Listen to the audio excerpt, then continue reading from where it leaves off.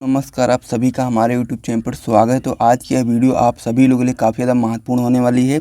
यदि आप लोग क्लास 12th में हैं और साथ ही में आपका बायोलॉजी सब्जेक्ट है और 2024 में आप बोर्ड परीक्षा देने वाले हो, तो आज की इस वीडियो में हम लोग बात करने वाले क्लास 12 बायोलॉजी का जो आपका चौथा चैप्टर होता है जनन स्वास्थ्य, उसके जितने भी महत्वपूर्ण बहुविकल्पीय प्रश्न होते हैं जिनकी भी संभावना आपके 2024 बोर्ड में आने की है, उन सारे प्रश्नों को आज के इस वीडियो में देखने वाले हैं। तो वीडियो काफ़ी ज़्यादा महत्वपूर्ण होने वाली है, इसीलिए आप लोग वीडियो के अंत तक बने रहिएगा सभी क्वेश्चंस को अच्छे तरीके से समझने के लिए, क्योंकि जितने भी क्वेश्चन मैं आपको यहाँ पर कराने वाला हूँ सभी आपके बोर्ड एग्जाम में आए हुए प्रश्न हैं और जिनकी संभावना सबसे ज़्यादा अधिक है आपके 2024 बोर्ड एग्जाम में आने की, उन सारे प्रश्नों को हम लोग यहाँ पर करा रहे हैं। ठीक है, तो इसलिए आपको वीडियो को अंत तक देखना है और सभी क्वेश्चन को अपनी कॉपी में नोट करते हुए चलना है। यदि आप लोग अपने बोर्ड एग्जाम 2024 में 90% तक स्कोर करना चाहते हैं तो सारे क्वेश्चंस को आपको अपनी कॉपी में नोट करते हुए चलना है और साथ ही में डेली बेसिस पे तैयार करते हुए रहना है, तभी आप लोग अपनी क्लास 12 की बायोलॉजी में 90% तक स्कोर कर पाएंगे। तो चलिए हम लोग अपने वीडियो को स्टार्ट करते हैं। वीडियो को शुरू करने से पहले मैं आपको बताना चाहता हूँ कि यदि आप लोगों ने इससे पहले के वीडियोज़ को नहीं देखा है तो आप लोग जा करके उसे भी ज़रूर देख लीजिएगा, क्योंकि इससे पहले भी हम लोगों ने क्लास 12 बायोलॉजी का जो आपका सेकंड चैप्टर था पुष्पी पौधों में लैंगिक जन और थर्ड चैप्टर था आपका जो मानव जन, उन दोनों चैप्टर में जो भी आपके महत्वपूर्ण बहुविकल्पी प्रश्न थे वो हम लोग पिछली वीडियोस में कर चुके हैं। तो उसे भी आप लोग जरूर जा करके देख लीजिएगा यदि आप लोग अपने बोर्ड एग्जाम में सीरियसली 90% तक स्कोर करना चाहते हैं। तो चलिए अपने वीडियो को स्टार्ट करते हैं और मैं आपको बताना चाहता हूँ कि यदि आप लोग हमारा टॉपर ग्रुप ज्वाइन करना चाहते हैं तो आप लोग ज्वाइन कर सकते हैं। एक सब्जेक्ट के लिए जो टॉपर ग्रुप का प्राइस है वो मात्र 100 रुपये रखा गया है, जिसमें क्या क्या चीज़ें मिलती हैं वो भी मैं आपको यहाँ पर बता देता हूँ। ठीक है, तो जैसे कि मान लीजिए क्लास 12 बायोलॉजी की यदि हम लोग बात करें, आप लोग मान लीजिए कि क्लास 12 बायोलॉजी का टॉपर ग्रुप लेते हैं तो उसमें आपको क्लास 12 बायोलॉजी के जितने भी चैप्टर होते हैं उन सभी का हैंड रिटन नोट्स मिलेगा और साथ ही में इंपॉर्टेंट क्वेश्चन भी दिया जाएगा इस प्रकार से जैसा कि आप लोग स्क्रीन पर देख पा रहे होंगे। ठीक है, तो इसी प्रकार की सारी चीज़ों को पाने के लिए आपको टॉपर ग्रुप को ज्वाइन कर लेना है। एक सब्जेक्ट का चार्ज मात्र 100 रुपये रखा गया है और इसी प्रकार से आप लोग फिजिक्स केमिस्ट्री और बायोलॉजी तीनों का भी ले सकते हो, एक सब्जेक्ट का चार्ज जिसका 100 रुपये रखा गया है। अब इसे किस प्रकार से आप लोग ज्वाइन करोगे वो भी आप लोग यहाँ पर समझ लीजिए। आपको इस नंबर पे व्हाट्सएप पर मैसेज करके पूरी जानकारी को प्राप्त कर लेना है, डेमो को देख लेना है। उसके बाद में यदि आपको अच्छा लगता है तो आप लोग ज्वाइन कर सकते हैं। ये आपका व्हाट्सएप नंबर हो जाता है 97 93 44 0081 और इसी नंबर पे आप लोग कोई भी आप यूपीआई यूज करते हो, चाहे आप गूगल पे, फ़ोन पे, पेटीएम, जिससे भी आप लोग पेमेंट करना चाहते हैं, इसी नंबर पे पेमेंट करके स्क्रीनशॉट भी इसी नंबर पे आप लोग व्हाट्सएप पर भेज देंगे तो मैं आपको ग्रुप में ऐड कर दूंगा, जिस भी आप ग्रुप में ऐड होना चाहते हैं, चाहे आप बायोलॉजी में ऐड हो, चाहे फिजिक्स में, चाहे केमिस्ट्री में, जिसमें आपकी इच्छा हो। ठीक है, तो चलिए अब हम लोग अपने वीडियो को स्टार्ट कर लेते हैं। तो आज की ये वीडियो आपकी होने वाली क्लास 12 बायोलॉजी का जो आपका चौथा चैप्टर होता है जनन स्वास्थ्य, उस चैप्टर में जितने भी आपके महत्वपूर्ण बहुविकल्पी प्रश्न होते हैं उन सभी को हम लोग आज की वीडियो में देखने वाले हैं। तो वीडियो में आगे बढ़ने से पहले आप लोग हमारे YouTube channel dream light education channel को जल्दी सब्सक्राइब कर लो यदि आप लोगों ने अभी तक नहीं किया है। तो चलिए अब हम लोग अपने वीडियो को स्टार्ट करते हैं और जितने भी आंसर आपको पहले से पता होंगे वो सारे आप लोग कमेंट बॉक्स में कमेंट करते हुए चलना। ठीक है, तो चलो हम लोग अपने पहले क्वेश्चन को देखते हैं। तो इसमें हमारा जो पहला क्वेश्चन दिया गया है वो आपका दिया गया है कि जन्म से पहले भ्रूण को जांचने की विधि का नाम है। यानी कि जब आपका जो बच्चा होता है वो पेट में ही होता है, यानी कह सकते हैं उसका जब जन्म नहीं हुआ होता है तो उस अवस्था में जो भ्रूण होता है उसको जो हम लोग जिस विधि के द्वारा जांचते हैं, पता लगाते हैं, उस विधि को हम लोग क्या नाम देते हैं, यानी कि उस विधि को हम लोग किस नाम से जानते हैं।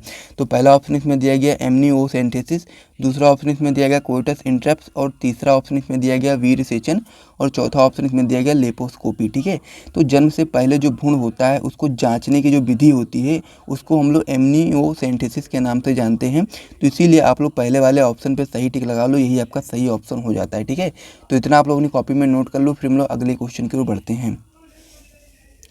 अगला क्वेश्चन इसमें दिया गया है हमारा कि सहेली गोली, हम लोग को बताना है कि सहेली गोली है। तो यहाँ पर पहला ऑप्शन दिया गया गर्भधारण की मुख्य गोली, यानी गर्भधारण की मुख्य गोली का कहने मतलब ये है कि गर्भधारण करने की मुख द्वारा खाई जाने वाली गोली। ठीक है, ये पहला पॉइंट हो गया। दूसरा इसमें ऑप्शन दिया गया है मानव मादा के लिए मुख्य गर्भ निरोधक, यानी कि गर्भ को रोकने की गोली। ठीक है, तीसरा ऑप्शन इसमें दिया गया है नॉन स्टेरॉइडल गोली और चौथा ऑप्शन इसमें दिया गया बी व सी दोनों। ठीक है, तो जो आपका सहेली गोली होती है वो मानव मादा के लिए मुख्य गर्भ निरोधक का भी काम करती है और साथ ही में जो आपकी सहेली गोली होती है आपके नॉन स्टेरॉइडल गोली भी होती है। तो इसलिए आपका जो ऑप्शन नंबर डी हो जाएगा बी व सी, यानी कि दोनों आपके सही ऑप्शन हो जाएंगे। तो इसलिए आप लोग ऑप्शन नंबर डी पे बी व सी दोनों पर सही टिक लगा दोगे तो फिर आपका जो दूसरा वाला क्वेश्चन था इसका भी आपको आंसर पता चल गया। ठीक है, तो क्या हो जाएगा इसका आंसर, इसका आंसर दोनों सही है, यानी option number B option number C दोनों ऑप्शन सही हैं। तो इसलिए आप लोग ऑप्शन नंबर डी पे सही टिक लगा दो, बी व सी दोनों सही हैं। ठीक है, तो इतना आप लोग नोट कर लो, फिर हम लोग अगले क्वेश्चन की ओर बढ़ते हैं। और साथ ही में यदि आप लोग पहली बार हमारे यूट्यूब चैनल पर आए हैं तो ज़रूर इस चैनल को सब्सक्राइब कर लीजिए। इसी प्रकार की और भी महत्वपूर्ण वीडियोस आपको हमारे यूट्यूब चैनल पर देखने को मिलेगी। तो इसमें हमारा तीसरा क्वेश्चन दिया गया है, जो कि दिया गया है कौन सी तकनीकी पुरुषों से संबंधित है। तो यहाँ पर कुछ तकनीकियों का नाम दिए गए हैं, जिसमें से हमको देख के बताना है कि कौन सी तकनीकी है जो आपका पुरुषों से संबंधित है। ठीक है, तो इसमें पहला ऑप्शन आपका दिया गया है ट्यूबोक्टॉमी। ठीक है, दूसरा ऑप्शन इसमें दिया गया मुखिया गोली, तीसरा ऑप्शन इसमें दिया गया वासेक्टॉमी और चौथा ऑप्शन इसमें दिया गया इनमें से कोई नहीं। तो जिसको भी इसका आंसर पता है वो लोग जल्दी से कमेंट करके बताओ। ठीक है, तो इसका आंसर क्या होगा आप लोग को ज़रूर जल्दी से कमेंट कर देना है। तो मैं आपको बताना चाहता हूँ कि जो आपका वासेक्टोटॉमी होता है वो आपका पुरुषों से संबंधित तकनीकी है। तो ये चीज़ आपको यहाँ पर याद रखनी है। तो इसलिए आप लोग ऑप्शन नंबर सी पे सही टिक लगा लो। उसके बाद में फिर हम लोग अगले क्वेश्चन की ओर बढ़ेंगे। अगला क्वेश्चन इसमें दिया गया है कि निम्न में से कौन रेट्रोवायरस द्वारा उत्पन्न होता है। ठीक है, तो रेट्रोवायरस को हम लोग HIV वायरस के नाम से भी जानते हैं। तो इसलिए आपको यहाँ पर याद रखना है कि जो इसमें कुछ रोगों के नीचे नाम दिएंगे, इसमें से हम लोग को बताना है कौन सा ऐसा रोग है जो रेट्रोवायरस के द्वारा उत्पन्न होता है। तो पहला ऑप्शन इसमें दिया गया सुजाक, दूसरा ऑप्शन इसमें दिया गया सिफिलिस, तीसरा ऑप्शन इसमें दिया गया ट्राइकोमोनियासिस और चौथा ऑप्शन इसमें दिया गया एड्स। ठीक है, तो हम लोग को इसमें सही ऑप्शन बताना है कि रेट्रोवायरस द्वारा कौन सा रोग उत्पन्न होता है। तो आप लोगों को पता होना चाहिए कि जो रेट्रोवायरस होता है उसके द्वारा एड्स आपका उत्पन्न होता है। इसलिए आप लोग ऑप्शन नंबर डी पे सही टिक लगा लो। उसके बाद में फिर हम लोग अगले पेज पर बढ़ेंगे और भी महत्वपूर्ण प्रश्नों को वहाँ पर देखेंगे। तो यहाँ तक आपके 4 क्वेश्चन हो चुके हैं, जिसे आप लोग अपनी जल्दी से अपनी कॉपी में नोट कर लीजिए। फिर हम लोग अगले क्वेश्चन की ओर बढ़ेंगे। और साथ ही में यदि आपको वीडियो पसंद आ रहा है तो वीडियो को लाइक कर दीजिए और चैनल को सब्सक्राइब कर दीजिए, अपने दोस्तों के साथ शेयर भी कर दीजिए इसी प्रकार के और भी महत्वपूर्ण वीडियोज़ को जानने के लिए। तो यहाँ तक मैं उम्मीद करता हूँ कि आप लोगों ने चारों क्वेश्चन को नोट कर लिया होगा। अब हम लोग अगले क्वेश्चन की ओर बढ़ते हैं।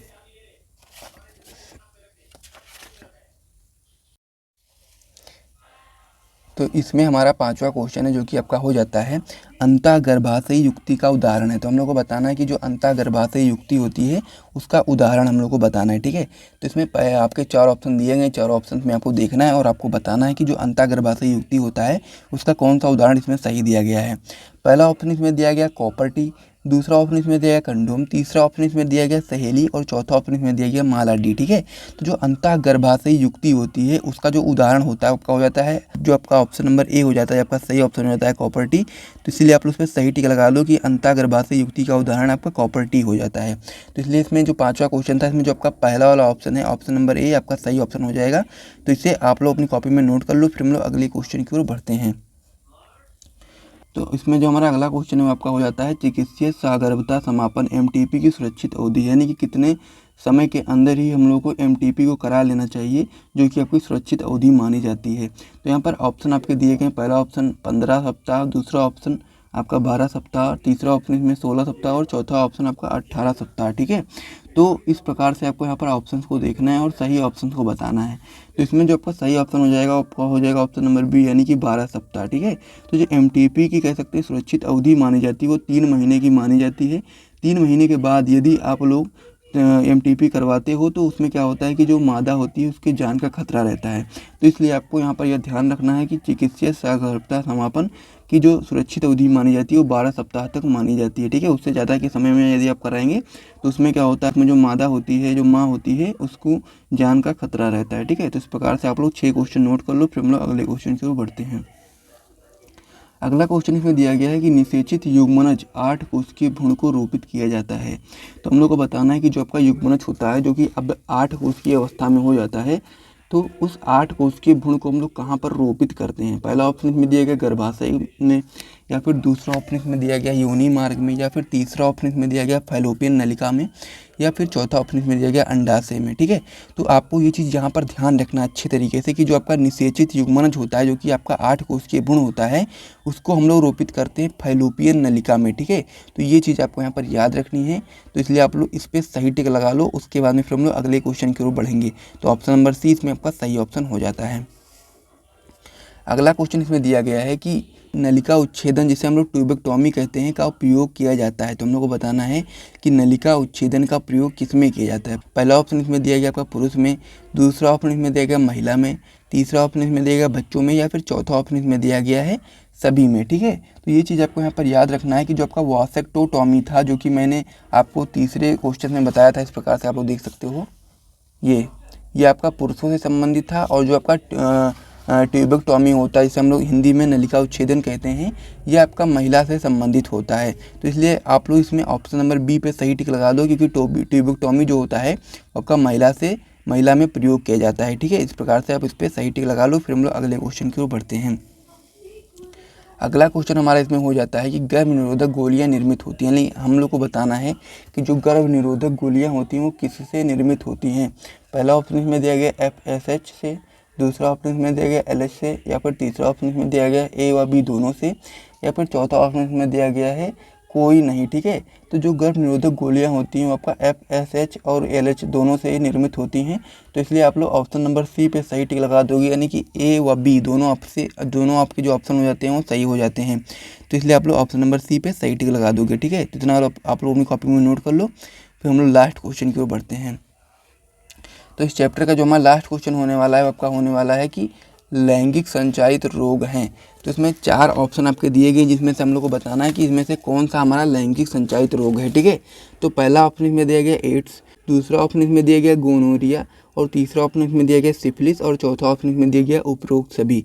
तो जो लैंगिक संचारित रोग है, यानी कि लिंग के द्वारा जो लोग फैलते हैं, वो आपके एड्स भी रोग आपका लैंगिक संचारित रोग होता है, गोनोरिया भी आपका लैंगिक संचारित रोग होता है, सिफिलिस भी आपका लैंगिक संचारित रोग होता है। ये जो तीनों रोग यहाँ पर दिए गए हैं ABC, ये तीनों आपके लैंगिक संचारित रोग होते हैं। इसीलिए जो आपका ऑप्शन नंबर डी हो जाता है उपरोक्त सभी, ये आपका सही ऑप्शन हो जाता है, ऑप्शन नंबर डी। यानी कि क्योंकि आपका एड्स भी लैंगिक संचारित रोग है, गोनेरिया भी आपका लैंगिक संचारित रोग है, और सिफिलिस भी लैंगिक संचारित रोग है। तो इसलिए आपका ऑप्शन नंबर डी जो आपका हो जाता है उपरोक्त सभी आपका सही ऑप्शन हो जाता है। तो इसे आप लोग अपनी कॉपी में नोट कर लो। और इसके अलावा जो भी आप लोग क्वेश्चन प्रैक्टिस करना चाहते हो आप लोग अपनी हिसाब से कर सकते हो। जितने भी महत्वपूर्ण प्रश्न थे वो मैंने आपको बता दिए हैं। और यहाँ तक यदि आपको वीडियो पसंद आए तो वीडियो को लाइक कर दीजिए, चैनल को सब्सक्राइब कर दीजिए। और उसके बाद में फिर हम लोग मिलेंगे नेक्स्ट वीडियो में। तब तक के लिए जय हिंद।